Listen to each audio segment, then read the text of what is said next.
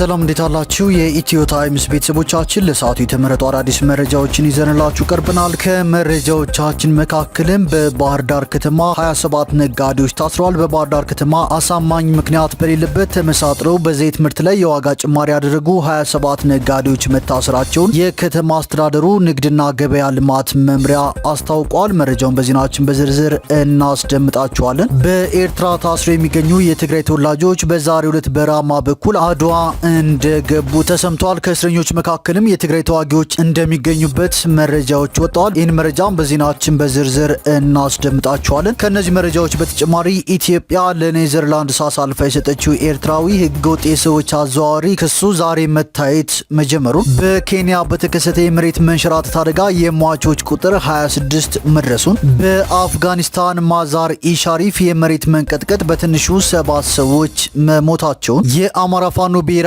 ኃይል ሰሜን አማራ ቀጠና በላይ ዘለቀ እዝ ሐሙሲት ከተማ ላይ ሰፍሮ ከሚገኘው የአገዛዙ ሰራዊት ጋር 5 ሰዓታት ያክል የወሰደ አውደ ውጊያን በማካሄድ በርካቶችን ገድሎ በርካቶችንም አቁስሎ በምርኮ የሚሊሻ አባላትንም ገቢ አድርጌያለሁ ሲል ማስታወቁን፣ ሰራዊቱ ከየትኛውም አቅጣጫ ሊቃጣ የሚችል ማንኛውንም ጥቃት ለመከላከል ዝግጁ ነው ሲሉ ፊልድ ማርሻል ብርሃኑ ጁላ መናገራቸውን፣ የዛሬ 5 ዓመት ጥቅምት 24 ቀን 2013 ዓመተ ምህረት በመከላከያ ሰራዊቱ ላይ የተፈጸመውን ጥቃት አስመልክቶ በዛሬው ዕለት ታስቦ መዋሉን የሚሉና ሌሎችም ተጨማሪ መረጃዎችን ይዘንላችሁ ቀርበናል። ዝርዝር መረጃዎችን ለማድመጥ ቻናላችንን ሰብስክራይብ በማድረግ የደወል ምልክቷን በመጫንና መረጃውም ለብዙዎች እንዲዳረስ ላይክ በማድረግ እስከ መጨረሻው አብራችሁን ቆዩ።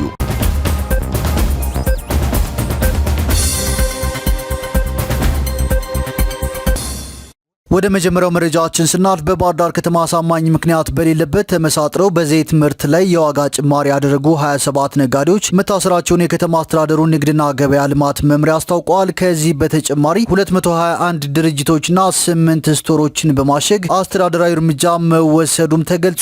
በከተማው ዘይትን ጨምሮ የኢንዱስትሪ ምርቶች ላይ የታየውን የዋጋ ጭማሪና ምርት ስወራ ለእርምጃው ምክንያት መሆኑም ታውቋል። ጭማሪው በኢንዱስትሪ ምርቶች ላይ በተለይም ስኳርና ዘይት ላይ መታየቱን የገለጸው ጽህፈት ቤቱ በተለይ የዘይት ምርት ላይ የታየው ጭማሪ ቀድሞ በገበያው ከነበረበት ከ80 እስከ 100 ብር የሚደርስ ጭማሪ ማሳየቱ ተጠቅሷል። ከእርምጃው በኋላም ወደ ነበረበት እየተመለሰ እንደሆነ ተገልጿል። ወደ ቀጣዩ መረጃችን ስናልፍ በኬንያ በተከሰተ የመሬት መንሸራተት አደጋ የሟቾች ቁጥር 26 ደርሷል። ቅጽበታዊ ጎርፍ ደግሞ ከአደጋው የተረፉ ሰዎችን ፍለጋ ማስተጓጎሉ ተገልጿል። በምዕራብ ኬንያ በተከሰተ ከባድ የመሬት መንሸራተት አደጋ የሟቾች ቁጥር 26 ደርሷል። በቅጽበታዊ ጎርፍ ምክንያት የተረፉ ሰዎችን የመፈለግና የማዳን ስራ መስተጓጎሉም ተጠቁሟል። የኬንያ ሀገር ውስጥ ጉዳይ ሚኒስትሩ ኪፕቹምባ ሙርኮመን በአደጋው 25 ሰዎች እስካሁን የደረሱበት አለመታወቁን ገልጸው መንግስት ፍለጋውን አጠናክሮ መቀጠሉን ተናግረዋል። ቅዳሜ ዕለት በተከሰተው የመሬት መንሸራተት አደጋ መንገዶች ሙሉ በሙሉ በመወሰዳቸው ምክንያት አካባቢው ላይ ለመድረስ እንዲቻል 4 አውሮፕላኖች መሰማራታቸው ተመላክቷል። በኬንያ ስምጥ ሸለቆ ክልል ውስጥ በምትገኘው ቼሶንጎች አካባቢ ካለ ኮረብታ በተከሰተ ቅጽበታዊ ጎርፍ ምክንያት የፍለጋ ቡድኖች ስራቸውን በማቋረጥ ቦታውን ለቀው ለመውጣት መገደዳቸውን አሶሲኤትድ ፕሬስ የዜና ወኪል ዘግቧል። በኬንያ በተለያዩ አካባቢዎች ከባድ ዝናብ መዝነቡን የቀጠለ ሲሆን የሀገሪቱ መንግስት ዝናቡ በቀጣይነት ሊኖሩ ስለሚችል ለጎርፍና ለመሬት መንሸራተት አደጋ ተጋላጭ በሆኑ አካባቢዎች የሚኖሩ ሰዎች ወደ አስተማማኝ ቦታ እንዲዘዋወሩ ማሳሰቡንም ዘገባው አመልክተዋል። ወደ ቀጣዩ መረጃችን ስናልፍ በአዲስ አበባ ከተማ አስተዳደር ከተወገዱ ንብረቶች 61 ሚሊዮን ብር ገቢ መገኘቱ ተነግሯል። በ2018 ሩብ ዓመት የተለያዩ ተቋማት ካስወገዷቸው ንብረቶች 61 ሚሊዮን ብር ገቢ መገኘቱን የአዲስ አበባ ከተማ የመንግስት ንብረት አስተዳደር ባለስልጣን አስታውቋል። ባለስልጣኑ ወቅቱን የጠበቀ ንብረት አወጋገድ ለከተማችን እድገት በሚል መሪ ሀሳብ ከባለ ድርሻ አካላት ጋር በአዲስ ከተማ ክፍለ ከተማ ጥቅምት 20 ቀን 2018 ዓ.ም ውይይት አካሂዷል። በውይይቱ በመንግስት ተቋማት ያለ አገልግሎት የተቀመጡና ተጠግነው አገልግሎት የማይሰጡ ንብረቶችን በማስወገድ የመንግስት ንብረት ከብክነት መከላከል የሁሉም ተቋማት ኃላፊነት መሆኑን የባለስልጣን መስሪያ ቤቱ ዋና ስራ አስኪያጅ አቶ የሱፍ ኢብራሂም ገልጸዋል። የባለስልጣኑ ንብረት ዘርፍ ምክትል ስራ አስኪያጅ ወይዘሮ ፀሐይ መንግስቱ በበኩላቸው አገልግሎት የማይሰጡ ንብረቶችን ማስወገድ የከተማዋን ገቢ መደገፍና ምቹ የስራ አካባቢን የመፍጠር አንድ አካል መሆኑን ገልጸው ንብረቶቹ በጊዜ እንዲወገዱ በማድረግ ረገድ በርካታ ስራ እየተከናወነ ይገኛል ማለታቸውን መሆናቸውንም የኢትዮጵያ ፕሬስ ድርጅት ዘግቧል። በ2018 ዓ.ም ተቋማት በራሳቸውና በከተማ አስተዳደሩ የመንግስት ግዥና ንብረት ማስወገድ አገልግሎት በኩል የሚወገዱ ንብረቶች በአይነትና በብዛት ተለይተው ወደ ስራ መገባቱንም አስታውቀዋል። በዚህም በሩብ ዓመቱ ከተወገዱ ንብረቶች 61 ሚሊዮን ብር ገቢ ማግኘት መቻሉን ወይዘሮ ፀሐይ ገልጸዋል። በቀጣይም ያለ አግባብ የተከማቹ ንብረቶችን በማስወገድ ገቢ ለማግኘትና ያለ አግባብ የተያዘ ቦታን በማስለቀቅ ለሌላ አገልግሎት ለማዋል በትኩረት እንደሚሰራ አስገንዝበዋል ሲል ዘገባው ገልጿል። ወደ ቀጣዩ መረጃችን ስናልፍ ኢትዮጵያ ለኔዘርላንድስ አሳልፋ የሰጠችው ኤርትራዊ ህገወጥ የሰዎች አዘዋዋሪ ክስ ዛሬ መታየት ጀምሯል። በዓለም አቀፍ ህገወጥ የሰዎች ዝውውር የተከሰሰውና ከኢትዮጵያ ወደ ኔዘርላንድስ ተላልፎ የተሰጠው ኤርትራዊ ተወልደ ጎይቶም ክስ ዛሬ ሰኞ ጥቅምት 24 ቀን 2018 ዓ.ም መታየት ጀምሯል። ተወልደ ጎይቶም በቅጽል ስሙ ዋሊድ በሊቢያ በሺዎች የሚቆጠሩ ስደተኞችን በመዝረፍና በማሰቃየት ጭካኔ የተሞላበት ህገወጥ የሰዎች ዝውውር ንግድ በመፈጸም ወንጀል በ5 ክሶች የኢትዮጵያ ፍርድ ቤት የጥፋተኝነት ውሳኔ አሳልፎበት ነበር። በተወልደ ጎይቶምና በግብረ አበሮቹ ላይ የኔዘርላንድስ ፍርድ ቤት የበርካቶችን ምስክርነት ስለሚሰማ ውሳኔ የሚሰጥበት ጊዜ 1 ወር ያክል ሊወስድ ይችላልም ተብሏል። ተወልደ ጎይቶም ወይም ዋሊድ ዓለም አቀፍ የሰዎች ዝውውር ቡድንን በመምራት በሊቢያ ውስጥ ኤርትራውያንን በማሰር በማሰቃየትና ጾታዊ ጥቃቶችን በመፈጸም ተወንጅሏል። ተወልደ የሚመራው የወንጀል ቡድን በሊቢያ ባኒ ዋሊድ በሚባል አካባቢ የስደተኞች ማቆያ የነበረ ሲሆን ከግብረ አበሮቹ ጋር በመሆን ከሱዳንና ከሌሎች ሀገራት የመጡ ስደተኞችን በማሰቃየት ከቤተሰቦቻቸው ከፍተኛ መጠን ያለው ገንዘብ ሲቀበል እንደነበር ተነግሯል። ወደ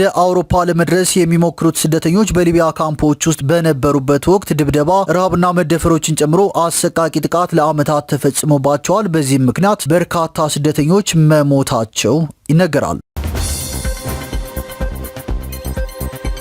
ወደ ቀጣዩ መረጃችን ስናልፍ በኤርትራ ታስረው የሚገኙ የትግራይ ተወላጆች በዛሬው ዕለት በራማ በኩል አድዋ እንደሚገቡ ተሰምተዋል። በቁጥር ከ115 በላይ እንደሚሆኑም ተጠቅሷል። ከእስረኞቹ መካከል የህወሓት ተዋጊዎች እንደሚገኙበትም መረጃዎች ወጥተዋል። ይህ የሻዕቢያ የህወሓት እስረኞችን የመፍታት ውሳኔም የጽምዶ አካል እንደሆነ በትግርኛ የወጡ መረጃዎች ያመለክታሉ። ወደ ቀጣዩ መረጃችን ስናልፍ የአፍጋኒስታን የጤና ባለስልጣናት እንደገለጹት ዛሬ ሰኞ ጠዋት በሰሜናዊቷ ማዛር ኢሻሪፍ ከተማ አቅራቢያ በተከሰተው ኃይለኛ የመሬት መንቀጥቀጥ ቢያንስ 7 ሰዎች መሞታቸውንና ወደ 150 የሚጠጉ ሰዎች ደግሞ ጉዳት እንደደረሰባቸው ተሰምቷል። የአሜሪካ የጂኦሎጂካል ሰርቪ ባወጣው መረጃ መሰረት የመሬት መንቀጥቀጡ መጠን 6.3 የሬክተር ስኬል የደረሰ ሲሆን ማዛር ኢሻሪፍ አቅራቢያ በምትገኘው ኮልም ከተማ ከ28 ኪሎ ሜትር ጥልቀት ተነስቷል። የአካባቢው የጤና ዳይሬክቶሬት ቃል አቀባይ እንደተናገሩት ጉዳት የደረሰባቸው ሰዎች ወደ ጤና ተቋማት ተወስደው ሕክምና እየተደረገላቸው ይገኛል። የሟቾች ቁጥር ሊጨምር እንደሚችልም ስጋት አለ ተብሏል። አደጋው በማዛር ኢሻሪፍ ከተማ የሚገኘው ታሪካዊው ሰማያዊ መስጊድ የተባለው ቅዱስ ስፍራ ላይም ጉዳት አድርሷል። የአፍጋኒስታን የታሊባን አስተዳደር የተጎጂዎችንና የወደሙ ንብረቶችን ሙሉ ዘገባ በተመለከተም ወደፊት መረጃ እንደሚሰጥ አስታውቋል። ወደ ቀጣዩ መረጃችን ስናልፍ የአሜሪካ መንግስት ፕሬዚዳንት ዶናልድ ትራምፕ የአገሪቱ የኒውክሌር ጦር መሳሪያዎች እንደገና እንዲመረመሩ የሰጡት ትዕዛዝ የፍንዳታ ሙከራዎችን እንደማያካትት ግልጽ አድርጓል። ትዕዛዙን ተከትሎ በዓለም አቀፍ ደረጃ የተፈጠረውን ስጋት ለማብረድ በማሰብ የአሜሪካ ባለስልጣናት የሚደረገው የኒውክሌር ጦር መሳሪያዎችን አስተማማኝና ደህንነት ለማረጋገጥ የሚያስፈልጉ ስርዓታዊ ምርመራዎች ብቻ ነው ሲሉ አብራርተዋል። የኃይል ሚኒስቴርና ብሔራዊ የኒውክሌር ደህንነት አስተዳደር በሰጡት መግለጫ አሜሪካ ከ1992 ዓ.ም ወዲህ የኒውክሌር ፍንዳታ ሙከራዎችን አቁማለች። ፕሬዚዳንቱ የሰጡት ትዕዛዝ ከዚህ ቀደም የነበረውን ፖሊሲ በመከተል የጦር መሳሪያዎቻችንን ጥራትና ዝግጁነት ለማረጋገጥ የምናደርገውን ንዑስ ወሳኝ የሳይንስ ሙከራዎችና የኮምፒውተር ሞዴሊንግ ስራዎች እንዲቀጥሉ የሚያስችል ነው። በአሁኑ ሰዓት ፍንዳታን የሚመለከት ምንም አይነት እቅድ የለም ሲሉም ባለስልጣናቱ አረጋግጠዋል። ፕሬዚዳንት ትራምፕ ትዕዛዙን የሰጡት ሌሎች ሀገሮች የኒውክሌር የጦር መሳሪያቸውን እየሞከሩ ነው በሚል ስጋት ሲሆን ሩሲያና ቻይና የኒውክሌር ፍንዳታ ሙከራ አላደረግንም ማለታቸው ይታወሳል። የአሜሪካው ማብራሪያ ዓለም አቀፍ ውጥረትን ለመቀነስ ያለመ እንደሆነም ተገልጿል። ወደ ቀጣዩ መረጃችን ስናልፍ ትናንት ጥቅምት 23 ለ24 2018 ዓ.ም ከንጋቱ 10 ሰዓት ላይ የዳግማዊ ቴዎድሮስ ኮር አንዱ አካል የሆነው ንስር በለሳ ቅጣው እጅጉ ክፍለ ጦር ከጓህላ በቅርብ ርቀት ከምትገኘው ቆላ ሐሙሲት ከተማ ላይ ሰፍሮ የሚገኘውን የአገዛዙ ሰራዊት ጋር ለ5 ሰዓታት ያክል የወሰደ ውጊያን እንዳካሄደ ገልጾ በርካቶቹን እንደገደለና በርካቶቹንም አቁስሎ በምርኮ የሚሊሻ አባላትንም ገቢ አድርጎ ውጊያውን በበላይነት አጠናቅቄያለሁ ሲል ገልጿል። በሌላ መረጃ የአማራ ፋኖ ብሔራዊ ኃይል ምስራቅ አማራ ቀጠና ሚኒሊክ እዝ የደጋው መብረቅ ኮር ጽናት ክፍለ ጦር ጥቅምት 4 ቀን 2018 ዓ.ም ወገል ጤና ከተማ ከአገዛዙ ሰራዊት ካምፕ ድረስ ዘልቀው በመግባት ጥቃት ማድረሳቸውን የአማራ ፋኖ ብሔራዊ ኃይል ገልጿል። በሌላ መረጃ ደግሞ ሰራዊቱ ከየትኛውም አቅጣጫ ሊቃጣ የሚችል ማንኛውንም ጥቃት ለመከላከል ዝግጁ ነው ሲሉ ፊልድ ማርሻል ብርሃኑ ጁላ ተናግረዋል። የኢፌዴሪ ጦር ኃይሎች ጠቅላይ ኤታማዦር ሹም ፊልድ ማርሻል ብርሃኑ ጁላ የሰሜን እዝ ዝክረ ሰማዕታትን ለመዘከር በተዘጋጀው የመታሰቢያ ስነ ስርዓት ላይ ተገኝተው ባስተላለፉት መልእክት ሰራዊቱ ከየትኛውም አቅጣጫ በየትኛውም ጊዜ በልማታችን በሰላማችንና በብሔራዊ ጥቅማችን ላይ ሊቃጣ የሚችል ማንኛውንም ጥቃት ለመከላከል ዝግጁ መሆኑን ገልጸዋል። ፊልድ ማርሻሉ አስከትለውም ከሃዲው ህወሓት መከላከያ ሰራዊት ለሀገሩ ክብር የከፈለውን መስዋዕትነት ክዶ ኢሰብአዊ በሆነ መንገድ ክብሩን አዋርዶ ከሰው ልጅ አእምሮ በላይ የሆነ ግፍና ጭካኔ መፈጸሙን አውስተዋል። ይህ ድርጊት መላው ሰራዊቱንና መላው የኢትዮጵያን ህዝብ ያሳዘነ አንገት ያስደፋ ድርጊት በመሆኑ መቼም የትም እንዳይደገም መቼም አንረሳውም በሚል መሪ ቃል ቀኑ በልዩ ሁኔታ መታሰቡንም አንስተዋል። ፊልድ ማርሻል ብርሃኑ ጁላ ሰውን በዘረኝነትና በጥላቻ ቀስቅሰውና አነሳስተው ከጥላት ተዋግቶ ነጻ ያወጣቸውን አንበጣ ያባረረ ሰብላቸውን የሚሰበስብላቸውን ህዝቤ ነው ብሎ ደክሞት ያረፈን የመከላከያ ሰራዊት በተኛበት ክህደት መፈጸማቸው በጣም ያማር ሲሉም ተናግረዋል። ይህ ድርጊት በተፈጸመበት ወቅት የኢትዮጵያ ሰራዊት ተገዶ የህልውና ዘመቻ በጀመረበትና ትግራይ ውስጥ በገባበት ወቅት አብዛኛው የትግራይ ህዝብ ሰራዊቱ እንደተበደለና እንደተካደ ያውቅ ስለነበር ከሰራዊቱ ጎን ይቆም እንደነበርም ፊልድ ማርሻል ብርሃኑ ጁላ አስታውሰዋል። ዛሬም ቢሆን ይህ የካዲዎች ስብስብ በፕሪቶሪያ የሰላም ስምምነት የተገኘውን አንጻራዊ ሰላም ትናንትና ታገልልሃለሁ ብሎ ልጆቹን ከጉያው ነጥቆ እየወሰደ አስጨፍጭፎ ባዶን ያስቀረው የትግራይን ህዝብ ከመካስ ይልቅ ዳግም ለሌላ እልቂት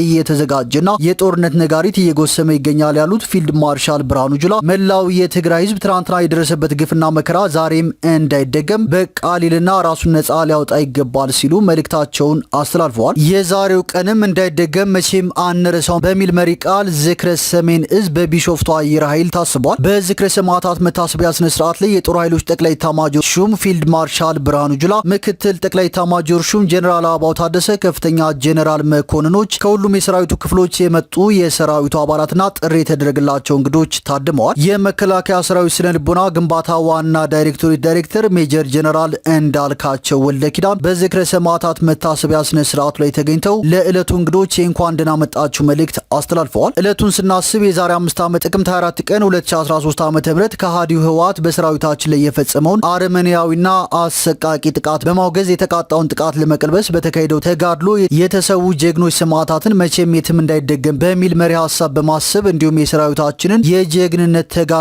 ለትውልዱ እንዲማርበት በማስተላለፍ ነው ብለዋል።